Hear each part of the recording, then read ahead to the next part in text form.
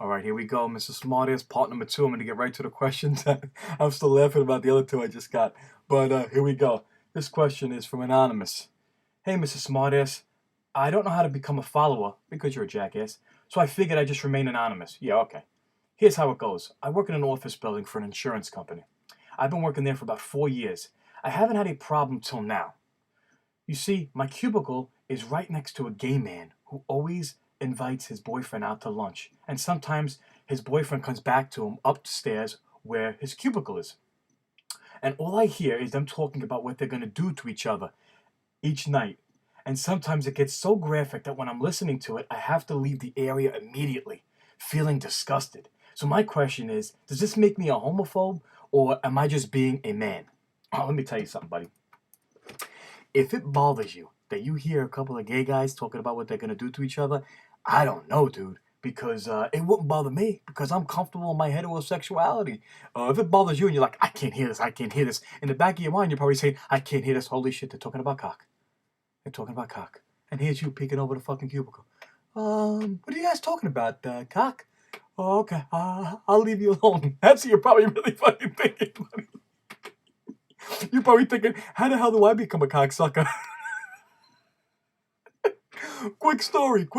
I'm gonna tell you a quick story. This is not even a fucking story. This is a true fucking fact. I watched it on HBO. That's how I know it's true. Listen, they did this study. I don't know. They went to fucking Harvard or something. One of these fucking Ivy League schools, all right? It took 50 students. They gave them a questionnaire, all right? They all had to fill out all these questions based on homophobia and gays and everything like that, right? So when they fill out these fucking questions, based upon their answers, they separate them 25 and 25, okay? Then they don't tell them what they're gonna do. They put them in this fucking room by themselves, all right?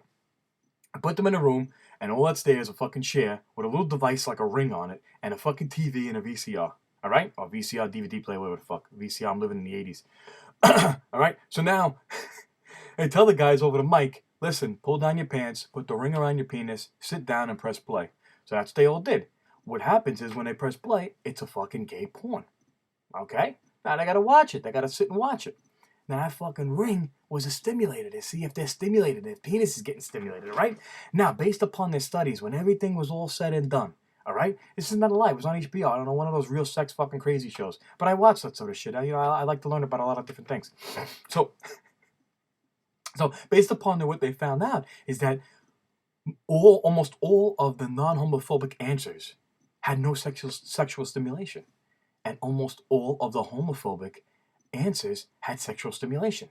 So the theory that I have is if you're homophobic where you can't be around it and you can't be around gay people in this year 2010 and you can't deal with it, then there's some fucking issues inside you that you're not dealing with, buddy. Maybe you fucking, you might like it. You might like it. I don't know. You're fucking confusing me too. Tell you the truth. Are you a homophobe? I mean, there are guys who are just homophobic, don't want to, they're old school, they don't want to hear it, they don't want to be around it, and, they're into religion and all that shit, and they're like, oh, get the shit out of my face. Maybe you're one of those guys, or maybe you are one of those guys that want to peek around the cubicle because, how do I join the cocksucking club? Because I want to be in it, all right? You might be saying, listen, get the fuck out of here. I don't want to take this shit anymore until I suck one of your cocks. Mr. Anonymous, dude, I don't know what to tell you. You got to deal with it. It's the year 2010. Wake the fuck up. I mean, seriously, it's not a big deal. I'm talking about cocks looking at balls. It shouldn't bother you. As a heterosexual man, it shouldn't bother you. And if you're really religious or whatever the hell you might be, sometimes you might be just a man being a man.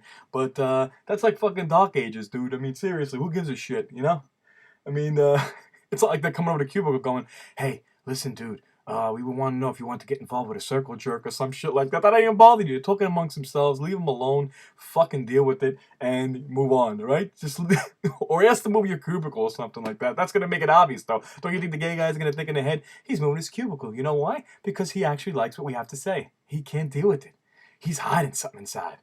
So just fucking stick with your cubicle right there and deal with it, dude. 2010. Wake the fuck up. You're a homophobe. All right, next question. Here we go. Hey, Mr. Smartass. I want to know, is a man cheap when he knows you're broke and doesn't offer to help you with anything? Except sometimes pays for your drinks when you go out, sleeps over, has sex with you, and then the next day says, I know you're going through a lot right now, and we're in this together. Whatever you need, I'll give it to you. Blah, blah, blah. She writes. Then, when he leaves, he just says, okay, love you, bye, see you later. What should I do? Well, is he cheap? Um, I'd say he's a cheap fuck. I mean, if you're going through a lot and you're a female and he wants to be in love with you and he's saying he loves you right there, he's telling you he loves you and he's not willing to help out, yeah, he's a cheap fuck. Hell's yeah, his fucking pockets are deep. He's fucking deep. They're right to his, right to the fucking ground. Yeah, you need help.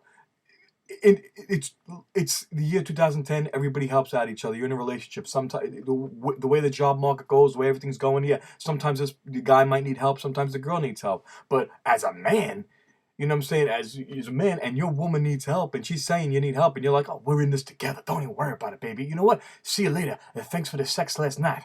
And you walk out the door. I don't know. I'd say that's what I'd say. See ya. You don't need this shit. You know what I'm saying? And you're independent, you don't need to fucking need this shit. And whatever you're going through, I'm sure you'll fucking wind up being alright, you know? Because you ain't getting help from him. So it isn't like he's helping you. Oh my god, you fucking cheap fucks. I mean, what are you asking him for? Like fucking $10,000 or $100? If it's like $100 and this guy don't want to give it to you, fuck him. Fucking kick him to the curb, girl. Kick him to the curb. I'm telling you. I mean, you know, some of you guys might be looking at, look at this fucking asshole, fucking saying this shit. No, no, no, no. This is the way it goes. In this job market, the way it is, you could lose your job tomorrow, fellas. And then some ladies pick it up.